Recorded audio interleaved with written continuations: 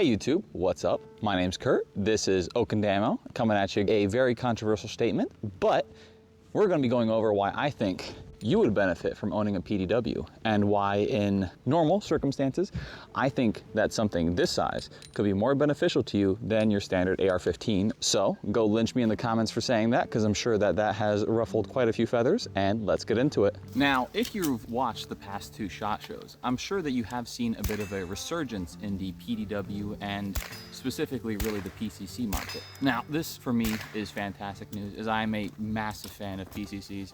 I find them to be great training aids and honestly just a good way to get out and shoot on the cheap without shooting 5.56. Honestly, I do feel like this market has been left out to dry in the past, so I'm extremely happy to see a resurgence. I feel that part of this coming back is the ATF kind of getting put back in their place with things like SBRs and more specifically, realistically, braces, as you can't really have something this size without having some sort of folding mechanism to make it small. You can't really have something in this category with a full 16-inch barrel. But what exactly is a PDW? Are all weapons not personal defense weapons? Yet again, I blame the government for making bad names as per usual. But generally speaking, I put a PDW within a specific category. Typically, I put PDWs in the small frame category, typically around sub 20 inches in overall length. Obviously with the suppressor you do add on a little bit more, but that can be taken off rather easily. But typically speaking, smaller is better. We're going for a more emotion of the ocean rather than brute forcing this one here. While I personally wouldn't classify rimfire guns as PDWs, I can see how some people would. I personally wouldn't want to put the reliability and stopping power of rimfire into question in a defensive situation, as these are supposed to be. Generally speaking, I find that these sorts of weapons need to have some sort of collapsible or folding or telescopic brace or stock, because in reality, for 99% of this weapon's life, and hopefully its entire life, it will only be stowed unless you take it out to the range. And there is hopefully no need to bring it out of its little hidey hole. I would say that typically a stowed size for this guy should be around the 12 to 15 inch mark, which is exactly where this fits without the suppressor and the brace folded to the side. Obviously the magazine does make it a little bit trickier, so there are gives and takes depending on the weapon platform that you do choose to go with. This is where I think a lot of the 8-inch ARs or 8-inch SIG systems, or even the P90 kind of fall short. I find that, especially like the P90 for example, that has its fixed stock and it's a set length coming in at around 20 inches, which, I don't know about you guys, it's kind of a little bit harder to tuck and stow away in your truck or behind like a nightstand or whatever you might really be doing. Unfortunately, for the 300 blackout systems and AR systems, that's kind of a sacrifice that needs to be made, as running real rifle cartridges, you know, big bullet, need big receiver to actually make space for everything to fit. So, that being said, pistol cartridges are typically where we're going to get most of our performance out of. The one notable exception to this is the 5.7 or 4.6 realistically, but typically the 5.7, as there has been a resurgence of MP7 clones coming out latest SHOT Shows. Think of Tommy Gun making actual MP7 clones. PSA has been making a few little advancements, and there's been a few other companies as well pushing that boundary with the 5.7 cartridge. So why is this something that you might want? Why am I trying to sell you on the concept? Typically speaking, I fall into the category that your CCW will cover you for 80 to 95% of the things that you need. You always have it on you. It's easy to access, it's easy to conceal, and I hope at least that you are training consistently with it. But there are times where that 80 to 95% mark just doesn't really hit it. If there is an extended target, or if you just want the added control of being able to properly brace something, or if you want the added control of being able to properly brace something. That's obviously how we use that. This goes doubly as well for somebody who might be newer to shooting, or someone who is smaller framed, or just struggles to shoot handguns, as they can be a little bit recoily, especially for older folk or someone who's just not as strong. But in many of these instances, a rifle, you know, full 16-inch, even an 8-inch, might be a little bit too big to properly stow away, whether it be inside your truck or in your house, like I said before. Something this size can basically fit anywhere. Now, I'm not saying that, ooh, you gotta get a truck gun or else you're gonna get killed in the streets, because I particularly don't follow that category, and I think that the media overhypes and sensationalizes many of the news events that we see. But there are instances where something like this does come into reality. Think not too long ago, back to 2020, with the Summer of Love, as it was called. Everybody was giving out hugs and kisses to everybody on the street. Something as simple as you turning down the wrong street could end up in your car being completely surrounded by people looking to potentially do you harm. Who really knows? Do you know? I sure don't what that person wants. There's plenty of instances, like the one covered by the AK Operators Union, where the guy had I think it was like a Draco or something like that, pointed right at him. And well, I guess he also received some love that day just from the other end. But even in normal times, let's say you want to go on a nice long road trip. You want to go see something new. Obviously, you would be in new and unfamiliar lands that you really don't know. Perhaps even bear country, somewhere where you just don't know what to expect. Something this size here, with suppressor, magazine inserted, and brace folded, for me at least, can fit perfectly inside of the little compartment behind the rear seat of my Tacoma. Of course, that's going to vary for everybody. Obviously, different cars have different capacities and little spots to put things. But let's say even if you don't have that, with the magazine taken out, QD suppressor taken off, and brace folded, I can fit this in my glove compartment. As you guys can see, it fits perfectly inside of the glove compartment on a 23 Tacoma. Zero issues on closing. Very easy to access with the magazine, obviously with the suppressor and everything stowed right there. There's still enough space to store quite a few more magazines if you do want to carry around different kinds of ammunitions. So it really goes to show just how small this can actually get down.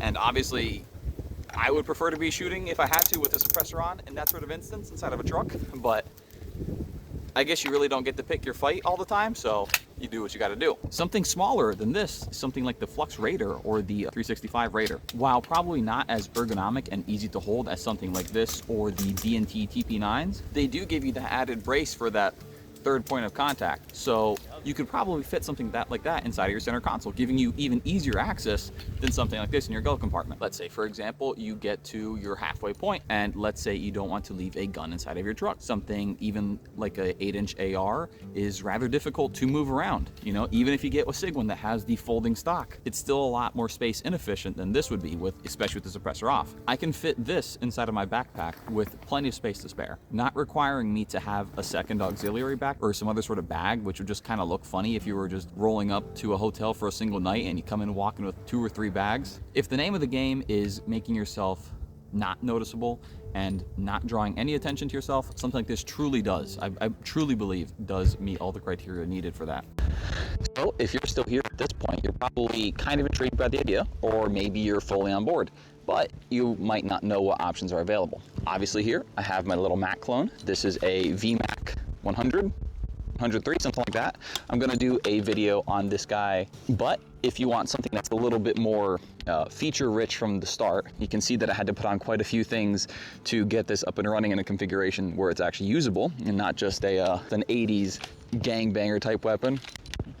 But something like the B&T TP9 is available. That is basically the exact same size as this from what I was reading a spec sheet that I saw online. But honestly, probably the best options in this are going to be the Flux Raider and the Flux Raider for the 365 as well, just because they can get so unbelievably small. And instead of this and the TP9 having the folding stock, which essentially doubles the width of your gun, I mean, you probably can get something a little bit thinner. The tailhook brace is a little bit wide. I know their newer version's quite a bit slimmer than this one, but since they use a telescopic stock, you really can take advantage of that small concealability. Their total overall length comes out to about 9.75, 10 inches basically when stowed, and coming out to around 19 inches when fully extended. The 320 Raider is a little bit bigger, but it's pretty marginal at the end of the day. Like, both of them are fantastic options from what I've seen. The other added benefit that they have compared to the B&T and something like this is that they have flush fit magazines, where this uses Sten gun magazines that obviously protrude quite a bit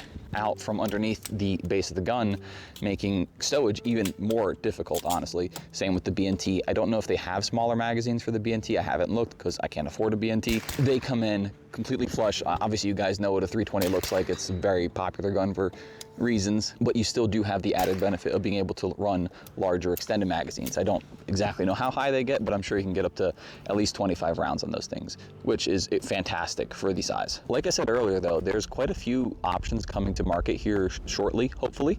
Obviously I mentioned before the variety of MP7 clones. Those are going to be all probably around this size here from what I was seeing. An MP7, or a real MP7, is a little bit bigger than this guy, unfortunately, but the clones seem to vary a little bit in size depending who you get them from, since they're, you know, clones sort of thing. PSA is also making the PSA X9, which honestly kind of seems exactly like this, just with a more modern polymer shell.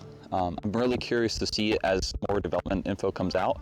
I know that they use the B&T magazines, which is kind of unfortunate since I believe those are around like $50, $60 a piece. Whereas these ones here are only $8 a pop. There are, of course, other firearms though, more traditional PCCs, specifically the MP5K and the Strybog SP9A3S. I have a normal Strybog and it is quite a bit larger than this here. I'll throw in a little comparison here so you guys can see. It doesn't look that much larger. Like you're like, oh, it's just a few inches, who cares?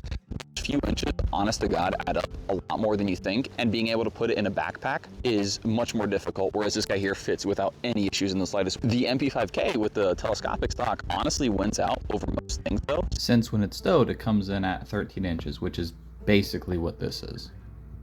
Obviously having MP5, not just reliability, but control and lack of recoil in reality. So, like I said before, I'm using a little VMAC clone here. Main reason for that is that I could afford it. I would have loved to have had a B&T TP9, but those are like $2,000 to $3,000. On top of that, they have their proprietary suppressor, as well as the 2 tax stamps needed to SPR that, as well as the suppressor. It's just not worth it financially at that point. I think it comes into around like $3,100 in total, excluding magazines, which those are fairly expensive from what I've read, with the god-awful trigger at that. And I don't feel like paying $3,100 to have the awful machine gun trigger that those come with stock. This, on the other hand, has a fairly decent trigger. It is not too bad. It doesn't have that insane trigger slap that some of the Masterpiece Arms matte clones have. I've shot those before, and those, I'm sure you guys seen come with that little condom on there basically to help protect your finger. Those are ungodly and honestly not fun to shoot. These guys occasionally slap a little, but honestly, under normal circumstances, you don't feel it. I obviously felt it when we were shooting here because my hands have been frozen, so that little bit of a punch that it gives really gets you going. Beyond guns though, the conversation about ammo is also important. I don't know about you guys, but if I was having to use this in this configuration right here, I probably don't have ear pro on. If I'm driving in the truck, or if I'm in a hotel room just waking up, or if I'm in my own room just waking up, ear pros across the room. This is right next to me. Thankfully, there are companies that do make subsonic concealed carry like self-defense loads. Gorilla Ammo makes 105 grain hollow points, which are subsonic, which is fantastic. I don't know about you guys, but I do care about my hearing and I don't want to lose it. Obviously, if I need to lose part of it to make sure I don't die, that obviously takes priority, but take it where you can, sort of thing. The Truth About Guns did a preliminary study on it. They did some basic testing, nothing really crazy, but it seemed reliable and it seemed to meet all the specs that they were looking for with that test. Let's say you do want to have supersonic loads for if you do need to reach out to any other distance, which in a self-defense scenario, probably not the case, but we can pretend. Hey, just takes a little bit of tape on the mag. This way you know exactly which mag is which. That's all I had for today though, folks. Hope you guys enjoyed the chat and hope you guys enjoyed the gun. Hope I convinced at least some of you guys to potentially take up PDW as an alternative to just running your AR all the time. As you guys can probably tell, I'm not a fan of just shooting ARs. I like to shoot different things. But have a good one. I'll see you on the next one. Hopefully we're gonna have some more fun in the future here, yeah?